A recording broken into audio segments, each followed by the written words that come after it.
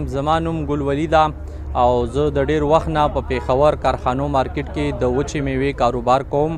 او موږ سره زیاته ورایټي چې دا د افغانستان نه راځي چې هغې کې پسته، بادام، کاجو، چنغوزي، وچه خربوزه،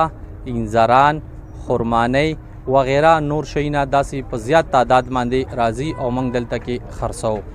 ژمي سره د دې کاروبار بالکل تیز وي. مالم شکر الحمدلله ښه کافي زیات راوړی دی عوام لپاره چې راشي او ویخوري خوند ته نه واخلي.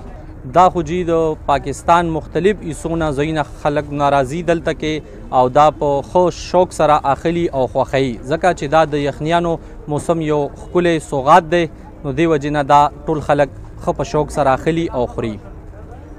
یاره جی ډیر خو نه دي زیات چې د ګرانۍ ته نن سبا کې وګورو نو هر څه هم ګران دي خو بهرحال لکه بادام موږ سره 500 600 تر 1000 1200 روپو پورې کیلو وي دې کې بیا قسمونه وي داسې په پسته کې هم د 1000 12 1400 روپو پورې ریټونه وي کاجو هم داسې 18 او 1600 روپۍ کې چلی کشمش چې دی 300 400 500 کې چلی